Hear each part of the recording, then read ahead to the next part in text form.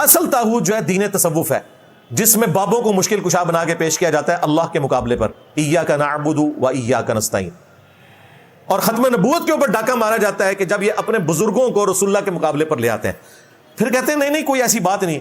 اور بھائی آپ تصوف کی کتابیں اٹھائیں، آپ حیران ہو جائیں گے، وہ اللہ تعالیٰ کے ساتھ بابے اس طرح گفتگو کر رہے ہوتے ہیں جس طرح آمنے سامنے بیٹھے ہوئے۔ السلام علیکم دوستو، کیسے ہیں؟ امید کرتا ہوں سب خیر و عافیت سے ہوں گے۔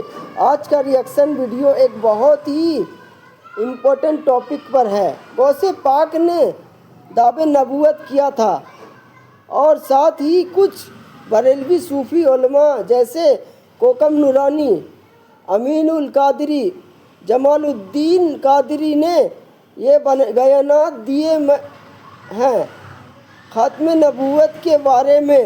ان کے بھی ایک بیلنس دلیل پر مبنی جواب انجینئر محمد علی مرزا صاحب دینے والے ہیں۔ چلو ویڈیو کرتے ہیں اسٹارٹ۔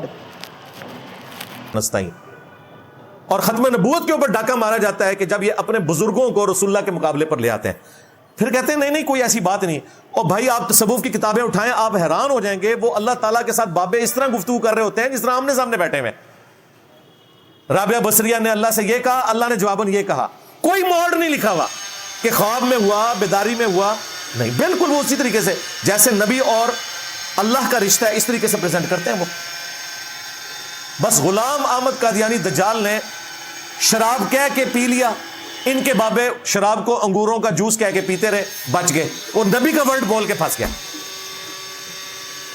کام انہوں نے بھی وہی ڈالا ہے۔ دیکھیں جب یہ عبد القادر جیلانی کی طرف منسوب کریں گے کہ عبد القادر جیلانی کہتے ہیں میں نے 70 دفعہ اللہ سے وعدہ لیا ہے کہ میرا کوئی مرید بغیر توبہ کے، کتنے لے آیا تو بہ کے وعدہ؟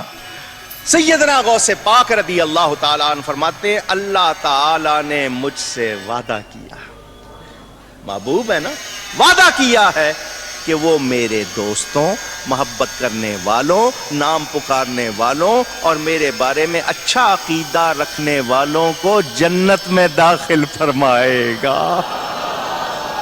غوث پاک فرماتے ہیں میرے اللہ نے مجھ سے 70 مرتبہ وعدہ کیا ہے، عبد القادر جو تجھ سے محبت کرے گا اس کو اس وقت تک موت نہیں دوں گا جب تک کہ اس کو توبہ کی توفیق نہ دوں گا۔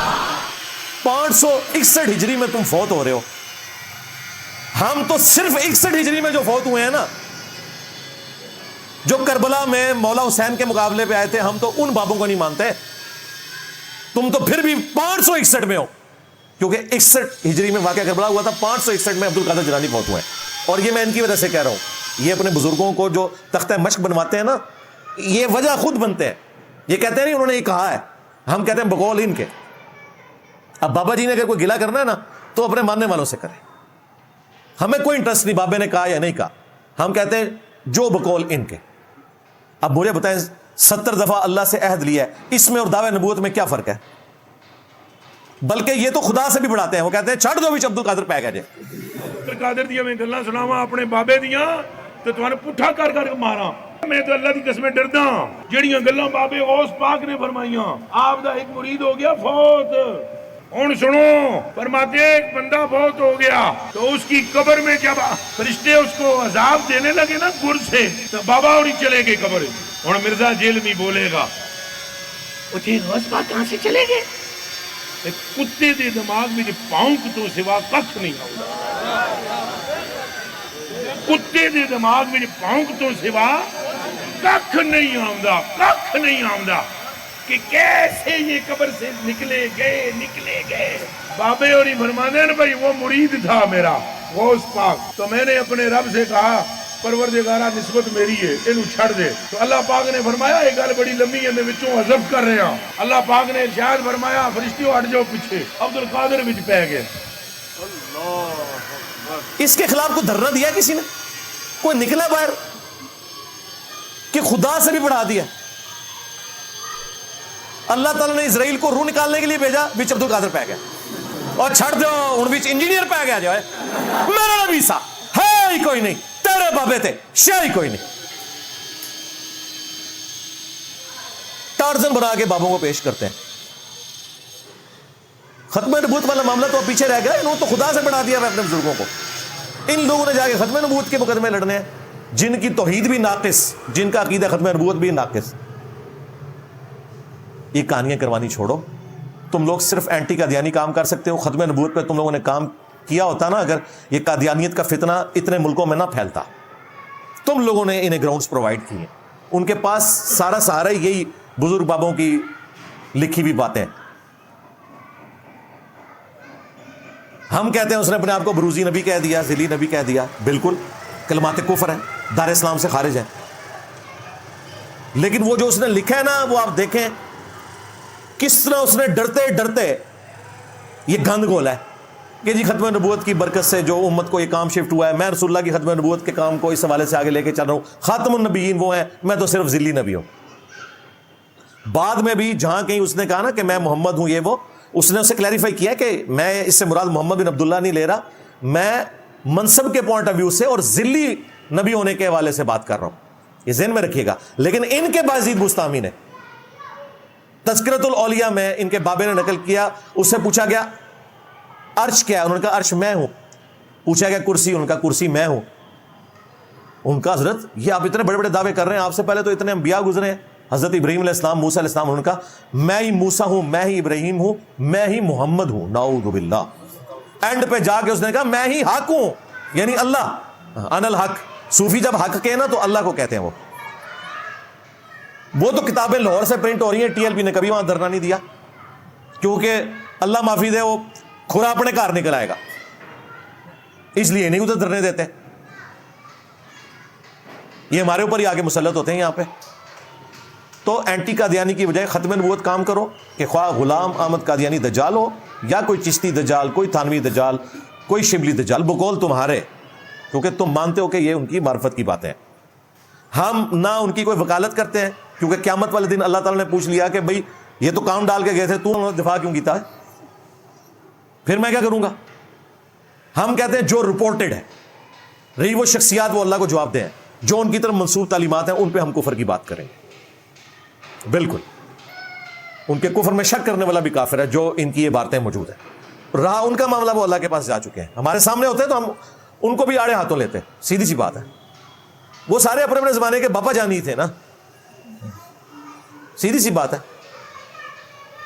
ہمیں کوئی چیز مجبور نہیں کرتی کہ ہم اس حوالے سے بیک فٹ پہ جائیں. البتہ اہل البیت علیہم السلام یا صحابہ کرام سے متعلق، علیہم رضوان سے متعلق کوئی غلط عقیدے منسوب ہوں گے، وہاں ہم صحابہ اور اہل بیت کا دفاع کرتے ہیں، اس لیے کہ ان کے پیچھے قرآن کھڑا ہوا ہے. عیسیٰ ابن مریم کے بارے میں اتنا بڑا شرک کلیم کیا 2.25 ارب کرسچنز نے، لیکن ہم جیزس کرائسٹ کے ساتھ کھڑے ہیں. ہم کہتے ہیں یہ جھوٹے ہیں، عیسیٰ ابن مریم سچے تھے، کیونکہ عیسیٰ ابن مریم کے پیچھے اللہ کھڑا ہوا ہے، ان کے بابوں کے پیچھے کوئی نہیں کھڑا ہوا.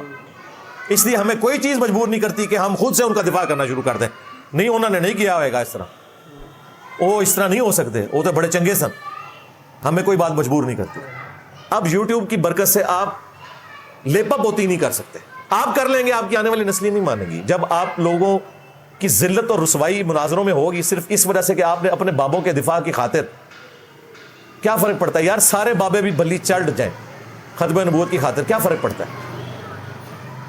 لیکن یہ جرت اس لیے نہیں کرتے کہ جن فرقوں میں اٹھتے بیٹھتے ہیں، جن کے چندے کھاتے ہیں، وہ انہیں اجازت نہیں دیتے، اور وہاں جا کے دعوے کرتے ہیں. یہ بڑے بڑے جا کے قادیانیوں کے سامنے اگلے ذلیل کر دیتے ہیں. انہوں نے دعویٰ کیا جی ختم نبوت کا ہمارا سارا ایک جیسا عقیدہ ہے. اگلوں نے سارے مولویوں کی ریکارڈنگز چلا دی ہیں، انہوں نے کہا کوئی ایک جیسا عقیدہ نہیں ہے. بریلویوں نے کہا ہم تو یہ دیوبندیوں کو کافر سمجھتے ہیں تحذیر الناس کی عبارت کی وجہ سے. لو سامو، اہل حدیثوں نے بھی ساتھ دیا بریلویوں کا اس حوالے سے، اور پھر ساتھ یہ کہا کہ جو لوگ مناظرے لڑ رہے ہیں انہوں نے احمد بریلوی کو رحمہ اللہ کہا ہے، لہٰذا ہم انہیں بھی اون نہیں کرتے، اپنوں کو بھی اون نہیں کرتے. اس طریقے سے کبھی بھی دعوت و تبلیغ کا کام آپ نہیں کر سکتے. مجھے بہت پہلے اس چیز کی سمجھ آ گئی تھی. دوستو، سب سے پہلے ایک بات زور سے سمجھ لیں، ختم نبوت ہمارے ایمان کا بنیادی حصہ ہے.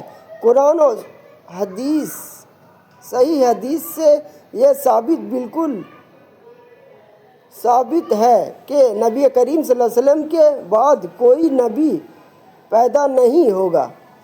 اس عقیدے میں ذرا برابر شک کرنے بھی انسان کو سیدھے راستے سے ہٹا دیتا ہے۔ اب بات کرتے ہیں غوث اعظم شیخ عبد القادر جیلانی رحمۃ اللہ علیہ کی۔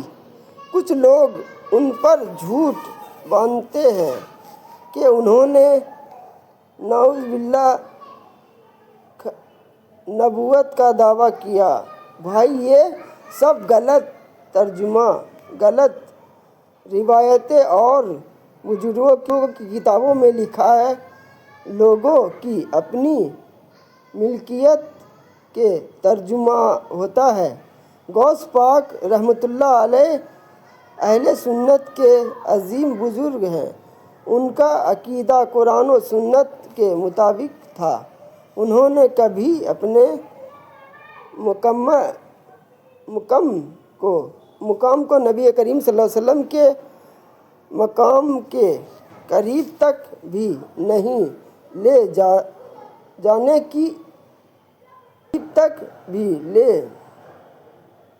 جانے دیے۔ یہ سب بعد میں لوگوں کے غلو کی نتیجہ ہے۔ اسی طرح بایزید بستامی پر ان کی کتاب میں ایسی باتیں لکھی ہیں۔ مسئلہ یہ نہیں کہ بزرگ سے کوئی الفاظ نکلے، ہاں مسئلہ یہ ہے کہ کچھ لوگ ان الفاظوں کو عقیدہ بنا کر پیش کرتے ہیں، اور یہی سب سے بڑا فتنہ ہے۔ کوکب نورانی ہو، امین القادری ہو یا جمال الدین قادری ہو، کسی بھی بزرگ کو نبی کے مقام کی قریب دکھانا، یہ ان کے الفاظوں کو نبی کریم صلی اللہ علیہ وسلم سے اوپر رکھنا، یہ سب غلو ہے، اور اسلام غلو کو سختی سے منع کرتا ہے۔ بزرگوں کا ادب اپنی جگہ، لیکن عقیدہ نبوت اپنی جگہ۔ کوئی بزرگ کتنا بھی بلند ہو، وہ نبی نہیں ہو سکتا، اور نہ ہی وہ صلی اللہ علیہ وسلم کا مقام اللہ کے دیے ہوئے سب سے بلند مقام پر ہے، جو صرف انہی کے لیے ہے۔ ہم سب کو قرآن اور صحیح حدیث کی روشنی میں چلنا ہوگا۔ اولیاء اللہ کی اصل تعلیمات توحید اور سنت پر ہی مبنی ہے۔ آج کا یہ ویڈیو اسی لیے ہے تاکہ لوگ سمجھیں کہ بزرگ کی عزت الگ چیز ہے اور ان کے نام پر غلو کرنا الگ ہے۔ غلو ہمیشہ گمراہی کا دروازہ کھولتی ہے۔ تو چلو دلیل، سکون اور علم کی روشنی کے ساتھ آج کا ریئیکشن ملتے ہیں انشاءاللہ اگلی ویڈیو میں۔ السلام علیکم ورحمۃ اللہ وبرکاتہ۔